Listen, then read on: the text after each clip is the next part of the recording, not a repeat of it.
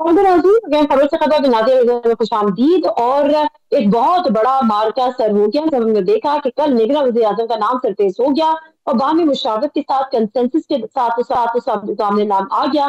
कल यौम आज़ादी भी है, यानी 14 अगस्त है। कल इतलात है कि वो अपने ओहदे का हलफ उठाएंगे और इसी के साथ गार्ड ऑफ ऑनर भी शहबाज शरीफ साहब को कल दिया जाएगा और वो फिर लंदन रवाना हो जाएंगे। फर्दर क्या उन्होंने करना है, क्या पीएमएलएन की स्ट्रेटजी होगी, किस तरह से इलेक्शन कैंपेन का आगाज करना है, क्या स्लोगन रखना है, क्या मैनिफेस्टो रखना है, ये तमाम चीजें, क्या इत्तेहादी होंगे, क्या किससे इत्तेहाद होगा, ये तमाम चीजें जो है वो अब लंदन में तय होंगी। और उसके साथ साथ नवाज शरीफ साहब की वापसी की तारीख पर भी बात होगी कि क्या नवाज शरीफ साहब वापस आएंगे, और आएंगे तो अब कब आएंगे, क्योंकि बताया तो यही जा रहा है कि बस अब आए और कब आए। लेकिन उसके साथ साथ जो इम्पोर्टेंट चीजें हैं वो ये कि निगरान वज़ीर आज़म की तकर्री का मामला तो हल हो गया है, लेकिन उनके सामने जो दरपेश चैलेंजेस हैं वो क्या होंगे। एक रिपोर्ट इस हवाले से, बेसिकली ये निगरान वज़ीर आज़म की बात है, लेकिन सर इस हुकूमत ने जाते जाते जो अब शहबाज शरीफ साहब कितनी भी अपनी स्ट्रैटेजी मुरतब कर ले, पीएमएलएन जो भी कर ले, लेकिन जो डेंट उनकी गवर्नेंस को और उनकी पॉलिटिक्स को इस 16 माह की गवर्नेंस से लगा है, जो महंगाई का तूफान, जो लोगों की तकलीफ और परेशानियों में इजाफा, एक रिपोर्ट तैयार की गई है, वो रिपोर्ट देख लेते हैं, वापस आते हैं, प्रोग्राम को आगे बढ़ाते हैं। 13 जुमाती इत्तेहादी हुकूमत 16 माह पहले महंगाई खत्म करने के नारे पर अदम एतमाद के जरिए इक़्तिदार में आई, लेकिन बजाय महंगाई खत्म करने की अपने पीछे बदतरीन महंगाई छोड़कर चली गई। मार्च 2022 तक मुल्क भर में महंगाई की मजमूई शरह 13% थी, जो मौजूदा हुकूमत के दौर में 28.3% पर बंद हुई है। रोजमर्रा इस्तेमाल की मुख्तलिफ अशिया की कीमतों का जायजा लिया जाए तो 1.5 साल दौरे हुकूमत में इनमें काफी बड़ा इजाफा नजर आता है। पाकिस्तान में आटे की कीमत अप्रैल 2022 में 58 रुपए फी किलो थी, जो जुलाई 2023 के इख्तिताम पर 141 रुपए फी किलो थी। इसी तरह चीनी की कीमत साबका हुकूमत के आखिरी दिनों में 88 रुपए फी किलो थी, जो मौजूदा हुकूमत के इख्तिताम पर 140 रुपए फी किलो में फरोख्त हो रही है। 2.5 किलो का घी का डब्बा अप्रैल 2022 में 1137 रुपए का था, जो अब 1467 रुपए में फरोख्त हो रहा है। दाल मसूर की फी किलो कीमत अप्रैल 2022 में 214 रुपए थी, जो अब 275 रुपए है। इत्तेहादी हुकूमत के 16 माह के दौरान डॉलर 182 रुपए से बढ़कर 279 रुपए तक जा पहुंचा। पेट्रोल 123 रुपए, डीजल 129 रुपए से जायद महंगा किया गया। बिजली 50 रुपए यूनिट महंगी हुई। गैस की कीमत में 108% इजाफा हुआ। इत्तेहादी हुकूमत के 16 माह के दौरान अगर कर्जों की हुजम की बात की जाए तो सिर्फ 13 माह के दौरान मुल्क पर कर्जों के हुजम में 16,000 अरब का इजाफा हुआ। तरसीलाते ज़र में 13% कमी। इत्तेहादी हुकूमत के 16 माह के दौरान ज़रा मुबादला ज़खायर में 7 अरब डॉलर की कमी रिकॉर्ड की गई। मौजूदा हुकूमत के 1.5 साल के अरसे में अक्सर मौशी इशारे गिरावट का शिकार हुए, ताहम इस अरसे में टैक्स वसूली में इजाफा देखा गया। मुल्क में टैक्सेस जमा करने वाले इदारे फेडरल बोर्ड ऑफ रेवेन्यू ने 30 जून 2023 को खत्म होने वाले माली साल में 7,144 अरब रुपए जमा किए, जो मुल्क की तारीख में एक साल में सबसे ज्यादा टैक्स वसूली है। ये वो हालात और ये वो परेशानियां, ये वो तकलीफ जिसका इदराक सिर्फ और सिर्फ एक आम पाकिस्तानी को है, इन हुक्मरां को और इस एलीट क्लास को नहीं है। अब अगर ये अपनी जितनी भी वोट को इज्जत हो या जिस किस्म की भी कैंपेन, जिस किस्म का भी स्लोगन आवाम में जाते हैं, तो इन सवालों के जवाब वो कहाँ से लेकर आएंगे। ये चीजें और बहुत सारी अगली चीजें अब निगरान वज़ीर आज़म के सामने क्या चैलेंजेस दरपेश होंगे, इस पर भी बात करेंगे और दीगर कुछ इश्यूज पर बात करेंगे। और आज के 3 अहम सवाल मैं आपके सामने रख देती हूँ, प्रोग्राम का फिर हम बाकायदा आगाज करेंगे। सवाल नंबर 1, एक जानिब मुल्क आईनी, सियासी और माशी बहरान से दो चार, तो दूसरी जानिब आम इंतखाबात मुकर्रर वक्त पर होंगे या नहीं होंगे, बेयकीनी बरकरार। ऐसे में निगरान वज़ीर आज़म कितने होंगे बाइख्तियार। सवाल नंबर 2, लापता अफराद की बाजियाबी, तालीम का फुकदान, सेहत, पानी और रोजगार, क्या निगरान वज़ीर आज़म अनवारुल हक काकड़ बलूचिस्तान के दीगर मसाइल हल करके एहसास महरूमी खत्म कर पाएंगे। और सवाल नंबर 3, मुल्क भर में निगरान सेटअप की आमद, सियासी जमातें इंतखाबी मैदान में उतरने के लिए तैयार, तहरीक इंसाफ बैलेट पेपर पर मौजूद होगी या नहीं होगी, कयासा राय उरूज पर, सियासी मंजरनामा तब्दील होता वक्त क्या नजर आ रहा है। मुनीर फारूक साहब, राजा आमिर अब्बास साहब, सिरबारी साहब हमारे साथ मौजूद है, बहुत शुक्रिया तमाम मेहमानों का। मुनीर फारूक साहब आपके पास आऊंगी। वो सरप्राइज जिसका हम इंतजार कर बहुत अरसे से ये कयास आ रही है जारी की कि निगरान सेटअप आएगा, निगरान वज़ीर आज़म आएगा, या कोई हुकूमती शख्स आएगा, या कोई माशी तजज़िया कार आएगा, लेकिन बहरहाल हमें सरप्राइज मिल गया। अब मुझे पहले समझना ये है और हमारे ऑडियंस को भी समझाना ये है, आपकी नजर में सबसे ज्यादा, क्योंकि एक निगरान सेटअप को एम्पावर भी कर दिया गया है, उसको मजीद इख्तियार भी दिए गए हैं एक लेजिस्लेशन के थ्रू, چیلنجز کیا ہوں گے نئے نئے نگراں وزیر اعظم کے لیے سب سے پہلے؟ بہت شکریہ. دیکھیے دو تین جو میرے ذہن میں چیزیں ہیں. ایک تو ہمارے ہاں یہ اگر آپ میں خالصتاً وہ چیز آپ کے سامنے پہلے رکھ رہا ہوں جو کہ پرنسپل ایک پوزیشن ہے, جو لیگل پوزیشن ہے. ہمارے ہاں ایک مسکنسیپشن ہے کہ جی نگران وزیر اعظم ہو یا نگران وزیر اعلیٰ ہو اس نے انتخابات کروانے ہوتے ہیں. ایسا نہیں ہے. الیکشن کروانا, الیکشن پولنگ ڈے ڈیسائیڈ کرانا, الیکشن کنڈکٹ کروانا, یہ الیکشن کمیشن کا کام ہے. جو وزیر اعلیٰ ہے نگران یا وزیر اعظم جو نگران ہوگا ان کا کام ہے ڈے ٹو ڈے افیئرس چلانا یا حکومتی مشینری کی ایک سپرویژن کرنا اور الیکشن کمیشن کو فیسیلیٹیٹ کرنا. That's it, nothing beyond this. Care taker وزیر اعلیٰ یا کیئر ٹیکر وزیر اعظم نے یہ ڈیسائیڈ نہیں کرنا کہ ملک میں انتخابات کس دن ہوں گے. یہ الیکشن کمیشن کا کام ہے اور الیکشن سے ریلیٹڈ جتنے معاملات ہیں ان کا تعلق اس وقت بالکل نہیں ہے اس سے. راجہ میرا بازا آپ کی طرف بھی آتی ہوں.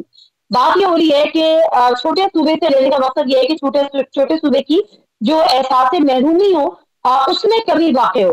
لیکن اس جو احساس محرومی ہے وہ صرف ایک وزیر اعظم یا ایک ڈمی وزیر اعظم یا ایک نگراں وزیر اعظم بنا کے آپ سمجھتے ہیں کہ وہ پوری ہوگی؟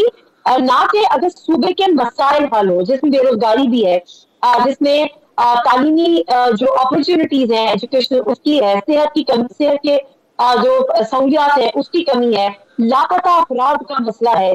تو کیا آپ سمجھتے ہیں کہ نگراں وزیر اعظم کا ان مسائل سے ڈائریکٹلی انڈائریکٹلی کوئی ایسا تعلق بن سکتا ہے کہ جس کو ہم کہیں کہ احساس محرومی چھوٹے صوبے کا دور ہوگا, یا صرف ہم نے ایک نگراں وزیر اعظم لگا دیا چونکہ اس لیے احساس محرومی چھوٹے صوبے کا دور ہو گیا؟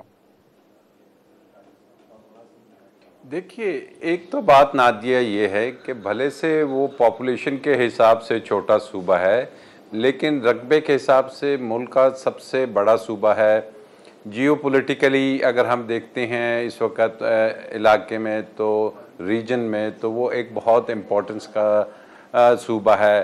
پھر ہم دیکھتے ہیں کہ پاکستان کا جو اکانومی کا ایک بالکل گراف جون سا ہے جو ہم نیچے آ رہے ہیں, اور ہم اپنے فیوچر کو جو دیکھ رہے ہیں یا جو پالیسیز بنائی جا رہی ہیں یا جو انویسٹمنٹس کی پالیسیز ہیں اس میں بلوچستان کا ہم کو ایک بہت اہم کردار نظر آ رہا ہے. وہاں کی معدنیات ہیں, وہاں کا سمندر ہے, اور پھر جو اس وقت وہاں پہ کچھ ایسی انسرجنسیز ہیں کہ جو کہ ملک میں انسٹیبلٹی کی طرف جا رہی ہیں. گوادر وہاں پہ ہے, چائنیز کا وہاں پہ تمام سٹیکس ہیں, سی پیک ہے. تو یہ وہ تمام وجوہات ہیں کہ جس کو اگر ہم یہ کہیں کہ جی کوئی احساس محرومی, آئی تھنک کہ یہ جو اس وقت پریزنٹ آپ کی اکنامک انسٹیبلٹی ہے, پولیٹیکل انسٹیبلٹی ہے اور جیو پولیٹیکل ایشوز ہیں, ان تمام کو مد نظر رکھ کے یہ فیصلہ کیا گیا ہے کہ ہم نے فوکس اگر بلوچستان پہ کرنا ہے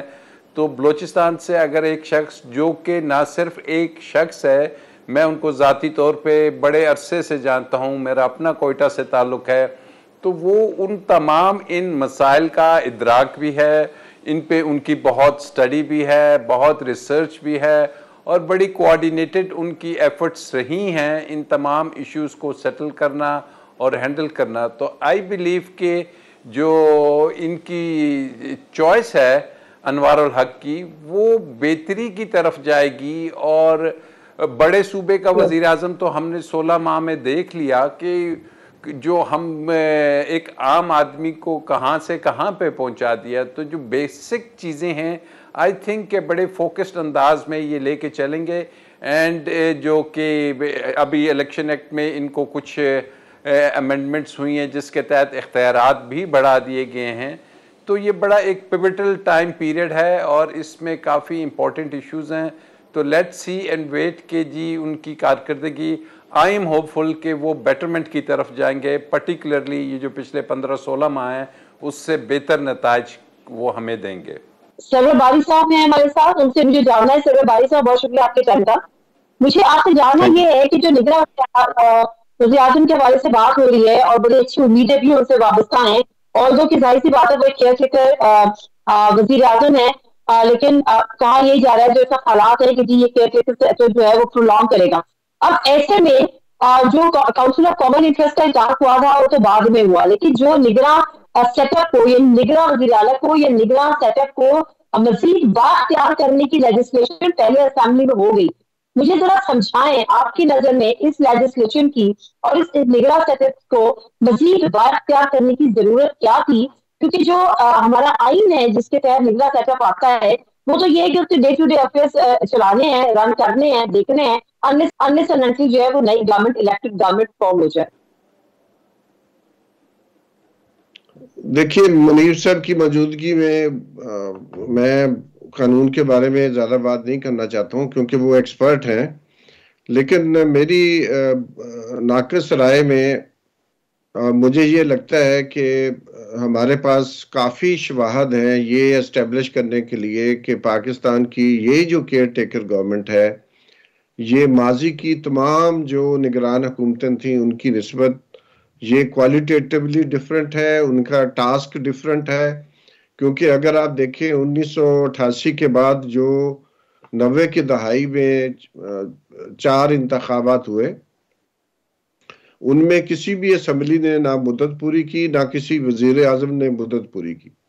2002 2008 2013 میں بھی اگر آپ دیکھیں تو تھوڑی سی کوالٹیٹیو امپروومنٹ ہمیں نظر آتی ہے کہ وہ کہ کسی بھی پرائم منسٹر نے اپنا ٹینیور نہیں پورا کیا لیکن اسمبلی نے اپنی مدت پوری کی اور جو رولنگ پارٹی تھی اکثریتی پارٹی تھی اس نے اپنا اقتدار بھی 5 سال تک برقرار رکھا.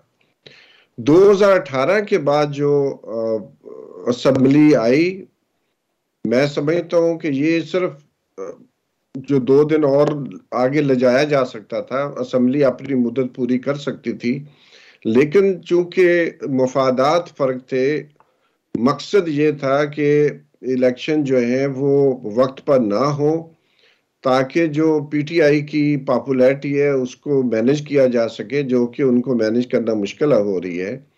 اور ماضی میں ہم دیکھتے ہیں کہ جب بھی کسی حکومت کو گھر بھیجا گیا تو وہ بڑے بادل نخواستہ چلے گئے لیکن کبھی انہوں نے مزاحمت نہیں کی. 2017-18 میں نواز شریف صاحب کو جب نکالا گیا تو انہوں نے تھوڑا گلا شکوہ کیا لیکن مزاحمت نہیں کی تھی. اب جو ہے جو جس طرح اسمبلی کے اندر حکومت کی اکثریت ختم ہوئی اس کی وجوہات میں جانے کے لیے وقت نہیں ہے، لیکن یہ کہ ایک بہت بڑی شفٹ آئی ہے، بہت بڑی مزاحمت ہو رہی ہے. جس دن سے نکالا گیا پی ٹی آئی کو اس دن سے مسلسل مزاحمت ہو رہی ہے، اور اس کی وجہ سے جو یہ 1990 کی دہائی سے فارمولہ چلا آ رہا تھا کہ ہم جس کو نکالیں گے اور پھر اس کو آنے نہیں دیں گے اور جو ان کا مخالف ہے اس کو ہم اقتدار میں لے آئیں گے. تو لگتا ہے چونکہ یہ مزاحمت بہت بڑی ہے، بہت بڑے لیول پر ہے، نہ صرف پاکستان کے اندر ہے بلکہ بیرون ملک بھی بہت زیادہ ہے، اس کو مینج کرنے میں مشکل ہو رہی ہے. اس لیے یہ جو کیئر ٹیکر گورنمنٹ ہے اس کے لیے راستہ ہموار کیا گیا ہے نام نہاد انتخابی اصلاحات کر کے الیکشنز ایکٹ کے اندر، اور اسی طرح جو سینسس کا معاملہ ہے اس کو جان بوجھ کر جو ہے اس میں تاخیر پیدا کی گئی ہے. مارچ میں فروری میں سینسس شروع ہونا تھا وہ مارچ میں شروع ہوا، پھر مسلسل اس میں اضافہ کیا جاتا رہا، جس طرح جا کے بالآخر اگست کے مہینے میں اس کو فائنل کیا گیا ہے. تو صاف لگتا ہے کہ الیکشنز کو ملتوی اور آگے لے کے جانے کے علاوہ کوئی اور چیز ہمیں نظر نہیں آتی. تو یہ ایک افسوسناک بات ہے کہ جو ہماری گینز ہوئی تھیں اس کو ریورس لگ گیا ہے. جو ہماری فریڈمز ہم نے حاصل کی تھی ضیاء کے خلاف جو جدوجہد کی ایم آر ڈی نے، تو وہ ساری جو ہماری گینز تھی اس کے اوپر پاکستان میں اس وقت اگر آپ دیکھیں تمام اخبارات کے ایڈیٹوریلز پڑھیں، جو اسکالرلی آرٹیکلز ہیں ان کو آپ دیکھیں تو ایک کنسنسس پایا جا رہا ہے کہ پاکستان نے 40 سال میں جو جمہوری اور آزادی جو فریڈمز کے لحاظ سے جو پیش رفت کی تھی وہ نہ صرف وہ ختم ہو گئی ہے بلکہ ہم اس سے پیچھے چلے گئے. ٹھیک ہے، بہت شکریہ اسکندر بھائی صاحب. آپ کی طرف دوبارہ آتی ہوں. جو لبے لباب تھا آپ کے گفتگو کا وہ یہی تھا کہ نگراں سیٹ اپ کو بااختیار بنانے کی یا مزید اختیارات دینے کی وجہ بھی یہ تھی کہ پی ٹی آئی کو انتخابات سے دور رکھا جا سکے، اور اس کے لیے ان کو ڈیفینیٹلی ٹائم مزید چاہیے تھا. اور اس کو تقلید بخشی جب کاؤنسل آف کامن انٹرسٹ کا بھی اجلاس ہوا جس میں آج پیپلز پارٹی کہہ رہی ہے کہ ہمیں وہ نہیں کرنا چاہیے تھا. تو یہ میرا خیال ہے کہ بہت جلدی ان کو خیال آ گیا. ابھی تو یہ کام ہوا ہے, ابھی ان کو خیال آ گیا کیسے انہوں نے کر لیا. مختصر سا بریک لیتے ہیں, بریک سے آپ ساتھ ہیں گفتگو کا سلسلہ یہیں سے جاری رکھتے ہیں. پروگرام ایک دفعہ پھر آپ کو خوش آمدید. میں اس سے پہلے کہ منیر فاروق صاحب کی طرف جاؤں, میں مختصر بتانا چاہتی ہوں اپنے ناظرین کو کہ بیسیکلی جو اختیارات میں اضافہ کیا گیا تھا وہ تھا کیا, جو نگراں حکومت کے اختیارات میں اضافہ کیا تھا, کیا کیا ترامیم کی گئی تھی. الیکشن ایکٹ 2023 میں 54 ترامیم کو شامل کیا گیا اور شیئر 230 بھی ترمیم کا مکمل حصہ ہے. بل میں الیکشن ایکٹ کی شیئر 230 کے سب کلاس اے میں ترمیم شامل ہے, جس کے تحت نگراں حکومت کو اضافی اختیارات حاصل ہوں گے. ترامیم کے مطابق ایسے حالات میں جب پاکستان کے معاشی مفادات کے تحفظ کے لیے فوری فیصلے لینا درکار ہوں گے تو نگراں حکومت عالمی اداروں اور غیر ملکی حکومتوں کے ساتھ باہمی کثیر یکجہتی مظاہرے کا مذاکرات کرنے کا مجاز ہوگا, معاہدے کرنے کا مجاز ہوگا. ترمیم کے مطابق public private partnership act authority 2017, governmental commercial transaction act 2022 اور اس کے ساتھ پرائیویٹائزیشن کمیشن آرڈیننس 2000 کے تحت شروع کیے گئے منصوبوں کو جاری رکھنے ختم کرنے کا اختیار بھی حاصل ہوگا. اور نگراں حکومت کوئی نیا معاہدہ نہیں کر سکے گی, تاہم نگراں حکومت کو پہلے سے جاری کردہ منصوبوں پہ اداروں سے بات کرنے کا اختیار ہوگا. منیر فاروق صاحب. دیکھیے بات یہ ہے, ابھی جس طرح واری صاحب فرما رہے تھے, ہم نے جو ریورس گیئر ہے ہماری ہسٹوریکلی اگر دیکھا جائے, وہ تو ہم نے ماشاءاللہ پچھلے 75 سالوں میں کافی بہتات میں لگائے ہیں. وہ جسے کہا جاتا ہے کہ 1 step forward and 2 steps back. تو اس پہ تو خیر ہم کیا ڈیلیبریٹ کر سکتے ہیں, صرف ایک سائن آف ریزگنیشن ہی شو کر سکتے ہیں بحیثیت ایک قوم. اب بہت ساری چیزیں ایسی ہوتی ہیں جو آپ کو لگ رہی ہوتی ہیں کہ یار یہ درست نہیں ہے, لیکن وہ ہو رہی ہوتی ہیں. میں ہمیشہ اپنا جو اوپینین دیتے ہوئے کہتا ہوں کہ ایک وہ بات ہے جو کہ اصولی ہوتی ہے. اصولی بات تو یہ ہے کہ کسی جماعت کو بھی انتخابات میں شمولیت سے نہیں روکا جانا چاہیے, یہ اصولی بات ہے. ملک کے اندر صاف اور شفاف انتخابات ہونے چاہیے. عوام کو اپنے منتخب لیڈرز چوز کرنے کا مکمل طور پر حق ہونا چاہیے, جو کہ ان کو پاکستان کے اندر جو مروجہ قانون اور آئین پاکستان کے مطابق مہیا کیا گیا ہے. لیکن اب ایشو یہ ہے کہ کچھ چیزیں جن کا تعلق پریکٹیکل پالیٹکس سے ہے وہ مختلف ہوتی ہیں.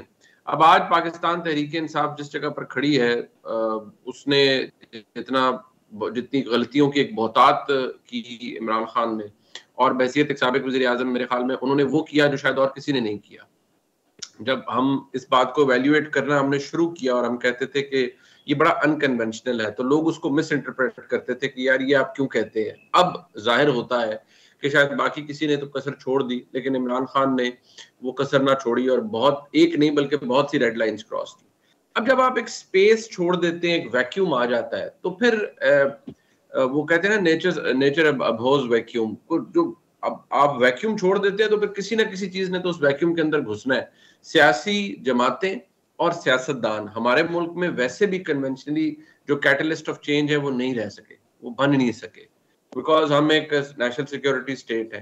نیچرل بات ہے جب یہ ساری چیزیں ہوں گی تو پھر پرابلم بھی ان کی وجہ سے ہوگا, ایشوز بھی ان کی وجہ سے ہوں گے, اور ہمارے متعدد جو معاملات ہیں پھر اس میں سیاست نہیں پنپ سکی, سیاستدان آگے نہیں جا سکے. اب جو جس امینڈمنٹ کا آپ ذکر کر رہی ہیں, ایک تو اس سے یہ انڈیا کلیئرلی ملتا ہے کہ الیکشن کے اندر ایک التوا کا سلسلہ ہے. دوسری بات یہ ہے کہ سی سی آئی کا اجلاس, ہمارے صاحب درست فرما رہے تھے کہ لیٹ ہونا یا نہ ہونا وہ ایک بہت بڑا ایشو اپنی جگہ موجود ہے, اور اس کا لیٹ ہو جانا, پھر اس کے بعد اب الیکشن کمیشن کی جانب سے ابھی تک ایز وی اسپیک ہمیں نہیں پتا کہ الیکشن کمیشن نے کیا ورکنگ کی ہوئی ہے اس کے اوپر. مزید 6 مہینے لگیں گے انہیں, یا انہوں نے آلریڈی کچھ کام کیا ہوا ہے, تو ہمیں نہیں پتا. ایک انسرٹنٹی ہے جو کہ 2023 کے الیکشن کے ارد گرد گھوم رہی ہے. لہٰذا میں سمجھتا ہوں کہ میرے لیے یہ بات حیران کن نہیں ہے, کیونکہ یہ ہم پریڈکٹ کر سکتے تھے.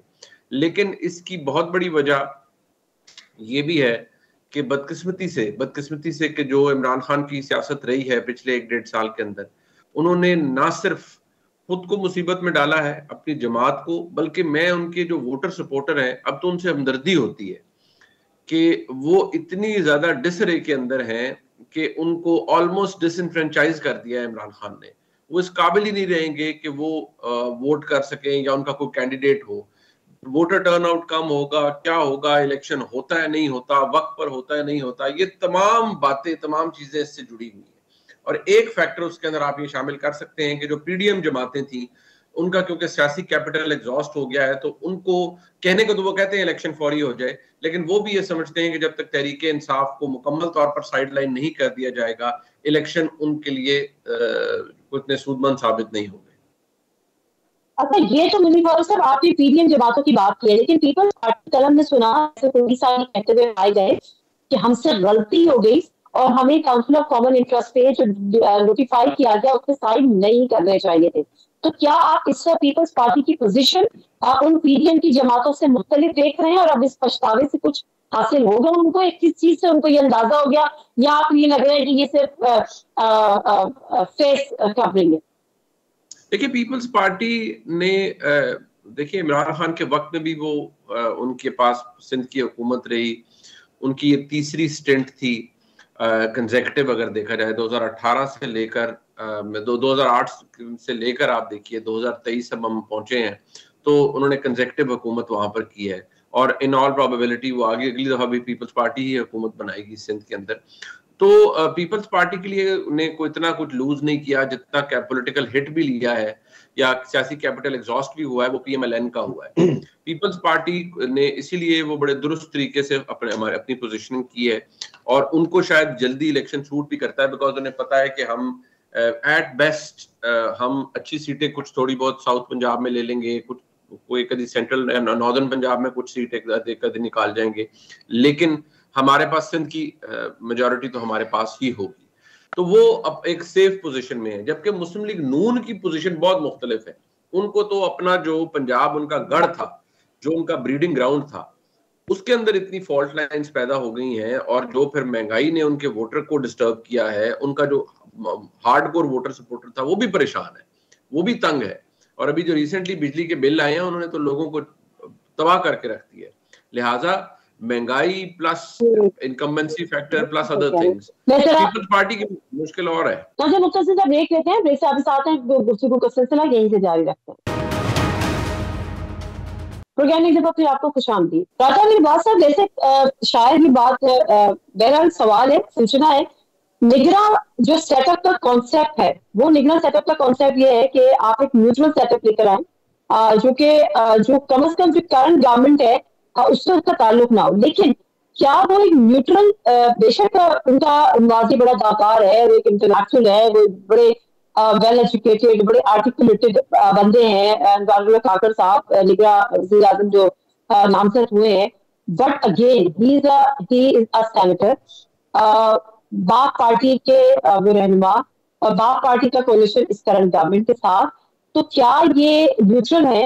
نادیہ, جو نگراں حکومت کا کانسیپٹ ہے, اس کانسیپٹ کو جو ڈینٹ ڈالا وہ ڈالا جو یہ پچھلے 15-16 ماہ کی حکومت تھی, اور اس میں جو پنجاب کی حکومت آئی نگراں کی, پھر جو کے پی میں نگراں حکومت آئی, جو کہ آئین کو بالائے طاق رکھتے ہوئے 90 ڈیز کو بھول کے وہ کنٹینیو کرتی رہی, جس پہ جو آؤٹ گوئنگ گورنمنٹ تھی وہ اس پہ شادیانے بجاتی رہی, اور انہوں نے اس پہ لیجسلیشن کرنے کی بجائے یہ لیجسلیشن کر لی کہ جو آنے والی نگراں حکومت ہوگی اس کو بھی پاورز دے دی. اب یہاں پہ 2-3 چیزیں پیرالل چلنی ہیں. آپ نے صرف الیکشن نہیں کھیلنا ہے, آپ نے ملک میں سٹیبلٹی, خاص کر اکنامک جس کا بھی آپ نے ذکر کیا, آپ اس کو کارپٹ کے نیچے نہیں رکھ سکتے. آپ نے کچھ بڑے امپورٹنٹ ڈیسیژنز لینے ہیں, اور وہ ڈیسیژنز لینے میں اگر ہمیں کوئی کانسٹیٹیوشنل پرابلمز آ رہی ہیں, لائک ڈی لیمیٹیشن کی, لائک سینسز نوٹیفائی ہو گیا ہے, جس میں اگر کم از کم جو مجھے نظر آ رہا ہے 7 سے 8 ماہ کی ایک ایسی ایکسرسائز ہے کہ جو کہ کانسٹیٹیوشنل ہے, آپ کی آئینی ریکوائرمنٹ ہے, تو ایسی صورتحال میں ہم یہ نہیں کہہ سکتے کہ ہم ٹانگ پہ ٹانگ رکھ کے بیٹھ جائیں گے اور کوئی ایکشن نہیں لیا جائے گا.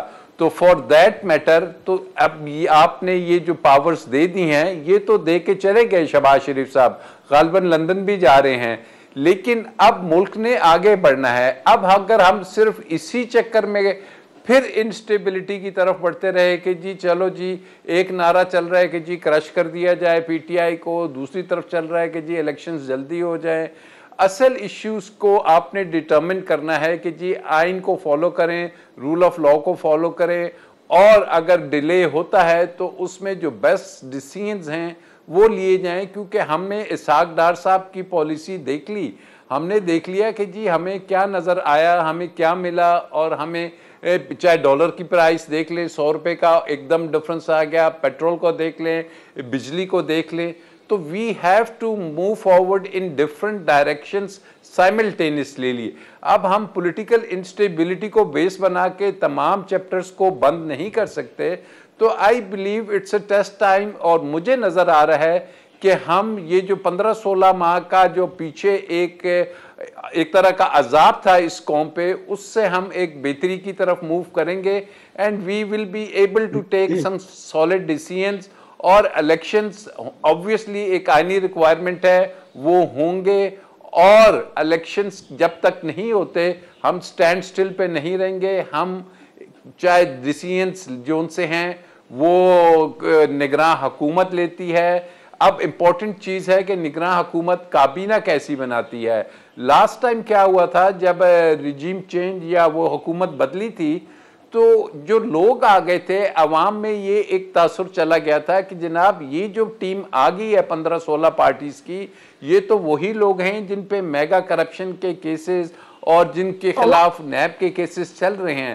تو اب اگر وزیراعظم صاحب ایک ایسی کابینہ لے آتے ہیں کہ جن کے اوپر کوئی ایسا سٹگما نہیں ہوگا، جن پہ لوگ اعتماد کریں گے، تو I think that is a move towards betterment. اور اگر اسی قسم کے چہرے آ گئے کہ جس میں بندر باٹ کا سوچا جا رہا تھا، دبئی میں بیٹھ کے میٹنگز ہو رہی تھی، یا یہ کہا جا رہا تھا کہ یہ فلانی پارٹی کی منسٹری ہوگی، یہ 4 منسٹریاں اس کی ہوں گی، یہ اس کا ہوگا، اگر اس فارمولہ سے ہٹ کے ان دی انٹرسٹ آف نیشن اگر یہ چیزیں آ گئیں، اور جو مجھے لگ رہا ہے کہ آئیں گی، کہ جیسا کہ کے پی میں وزراء کو فارغ کیا گیا، تو اگر نیوٹرل اور اس قسم کے آگے پروفیشنل منسٹرز اور کابینہ، تو آئی تھنک عوام تھوڑی سی ریلیکس ہوگی. مختصر سا بریک لیتے ہیں، بریک سے آپ آتے ہیں، گفتگو کا سلسلہ یہیں سے جاری رکھتے ہیں. پروگرام ایک دفعہ پھر آپ کو خوش آمدید. اصل میں باری صاحب ابھی بات یہ ہو رہی ہے کہ کانسٹیٹیوشنل ریکوائرمنٹ تو ہے الیکشن، لیکن نو ون از کلیئر کہ الیکشن کب ہوں گے. کانسٹیٹیوشنل ریکوائرمنٹ ہے، اور کانسٹیٹیوشن یہ کہتا ہے کہ اگر اسمبلیز کو قبل از وقت ڈیزالو کر دیا جائے تو 90 دن کے ہو، لیکن 90 دن کی بات اب کوئی کر ہی نہیں رہا نا. اور یہ بات تو مینٹی، جیسے آپ نے بھی کہا کہ یہ تو پریپیئرڈ تھے اس چیز کے لیے. یہ سی سی آئی کا جو فورم تھا یہ تو بعد میں استعمال ہوا، اس سے پہلے لیجسلیشن کا بھی سب سے پردہ مقاصد یہی تھے. تو ان شارٹ یہ کہ آپ کو الیکشن کب ہوتے نظر آ رہے ہیں اور کس حد تک یہ آپ کے کانسٹیٹیوشن کی وائلیشن ہوگی؟ کچھ سمجھ نہیں آتی آپ کے ساؤنڈ میں. دیکھیے، میں تو پہلی بات تو یہ ہمیں سمجھ لینا چاہیے کہ بہت واضح ہے کہ جب بھی انتخابات ہوں، ان انتخابات کی جو کریڈیبلٹی ہے وہ کتنے ہوگی. تو میں سمجھتا ہوں کہ جتنا کچھ ابھی تک کیا جا چکا ہے، جس کا منیب صاحب نے بھی ذکر کیا ہے، اور میرے ابھی ساتھی جو بات کر رہے تھے انہوں نے بھی بات کی ہے، تو ایک بات تو بہت واضح ہے کہ ابھی تک کا جو پروسیس ہے وہ صاف لگ رہا ہے کہ وہ پارٹیزن ہے. صاف لگ رہا ہے کہ جو پری پول ریگنگ ہے اس کی حدیں کراس کر دی گئی ہیں. سوائے ڈسکا کے الیکشن کے، یا جو 50s میں ہماری جھبلو والے الیکشن ہوتے تھے، اس کے علاوہ اگر ہم دیکھیں تو پچھلے 1990 سے لے کر اب تک جو انتخابات ہوئے ہیں، یہ لگتا ہے کہ پری پول ریگنگ کے لحاظ سے شاید یہ تاریخ میں جو ہے اپنا مقام رکھیں گے. تو پہلی بات. تو دوسری بات یہ بہت ضروری ہے کہ ہم یہ دیکھیں کہ ایک طرف تو اگر اسمبلی ڈیزالو کر دی جاتی ہے تو 90 دن میں انتخابات ہونا لازم ہے، لیکن یہ بھی ساتھ انہوں نے چھوڑ دیا ہے، بیچ میں ایک سپینر چھوڑ دیا ہے کہ جی اب جو سی سی آئی کا چونکہ اجلاس ہو گیا ہے تو ڈی لیمیٹیشن کا ہونا لازمی ہے.